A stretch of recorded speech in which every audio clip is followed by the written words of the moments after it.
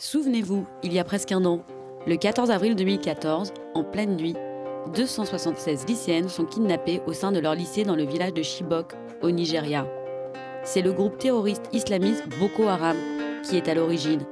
Il sévit principalement au Nigeria, au Cameroun, au Niger et au Tchad. L'événement a suscité l'indignation de la communauté internationale. Même la First Lady, Michelle Obama, a porté le message « Bring back our girls », ramenez-nous nos filles. Depuis, quelques jeunes filles ont réussi à s'échapper. À Genève, au centre de conférence internationale, pour un sommet sur les droits de l'homme, j'ai rendez-vous avec l'une d'elles. Elle s'appelle Sa. Ce n'est pas son vrai nom, et si cette jeune femme porte des lunettes, c'est parce qu'elle doit rester anonyme. C'est une rescapée. Sa nous livre son témoignage de la nuit où Boko Haram est venu dans leur lycée. Te souviens-tu la nuit où Boko Haram est venu dans le village ? Oui, c'était le 14 avril 2014, aux alentours de 23 heures. C'était la nuit, on était en train de dormir quand ils sont venus au lycée. Quand ils nous ont dit que c'était Boko Haram, j'étais effrayée. Ils tiraient partout avec leurs armes, on avait peur, on avait vraiment peur. À ce moment-là, tu n'avais aucune idée de où vous alliez ? Non, on ne savait rien, ils nous disaient rien, on ne savait pas s'ils allaient nous emmener ou s'ils allaient brûler l'école, tout détruire ou nous laisser partir. Et finalement, ils nous ont dit de monter dans le camion et ceux qui refusent seront tués. À ce moment-là, ils ne nous disaient rien. On ne savait pas où on allait, ce qu'il fallait faire. Donc j'ai dit à mon ami, il faut qu'on saute du camion parce que là, on ne sait pas où on va avec Boko Haram. J'ai donc sauté en premier et mon ami m'a suivi. On s'est cachés, on a attendu que les camions de Boko Haram passent. Je ne savais pas ce qu'ils allaient faire de nous, donc j'ai décidé de sauter, même si je prenais le risque de me faire tuer. Après avoir passé la nuit cachée dans des arbres, les jeunes femmes croisent un homme. Ça précise que c'est un musulman. Il va les aider à regagner le chemin de leur village, malgré le danger. Au moment où je suis rentrée à la maison, j'étais heureuse.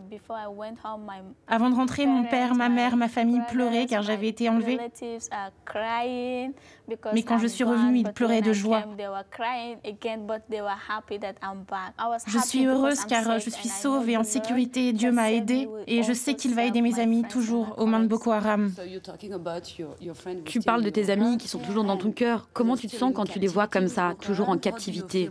Je me sens très triste quand je les vois comme ça. 90% des lycéennes étaient chrétiennes. Et maintenant, toutes portent le hijab des musulmanes. Je me sens mal. As-tu une idée de ce qu'il se passe actuellement pour elles ? Vous savez, on dit beaucoup de choses à leur égard, qu'elles ont été mariées de force, qu'elles sont devenues des esclaves sexuels. Mais personne ne sait réellement ce qu'elles sont devenues, si elles sont vivantes ou si elles sont mortes. Quel est ton souhait, ton rêve pour plus tard ? Je veux être docteur, je veux aider mon pays à être libre et à avoir un bon futur. Tu es partie aux États-Unis pour poursuivre tes études, mais ta famille est toujours au Nigeria.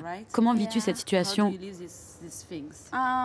Moi, je suis là en sécurité, mais ma famille est toujours au Nigeria, dans les zones où Boko Haram attaque. Ils ont d'ailleurs attaqué là où mes parents vivaient. Mes parents ont tout quitté, leurs biens, leur maison, et ils ont dû chercher un autre endroit où vivre. Ça est accompagné d'Emmanuel Ogebe. Cet avocat nigérian, installé à Washington, est aussi un militant des droits de l'homme et spécialiste de la question sur Boko Haram. Il s'occupe notamment de ramener les lycéennes rescapées aux États-Unis afin qu'elles puissent reprendre leurs études. Aujourd'hui, il tire la sonnette d'alarme. Avez-vous une idée de que sont devenues les lycéennes ? On sait déjà qu'une jeune fille a été utilisée comme bombe humaine. On a également des échos de jeunes filles mariées de force ou utilisées comme esclaves sexuelles. La situation est vraiment abominable pour ces jeunes filles. Boko Haram a tué plus de personnes que l'État islamique. Et en 2014, Boko Haram a tué plus que les talibans. Je suis désolé de vous dire ça, mais la vision occidentale est une vision imparfaite. Quand les terroristes font des attaques à Paris ou au Danemark, on parle de djihad. Et quand ils le font au Nigeria, on dit « Oh, c'est la pauvreté ».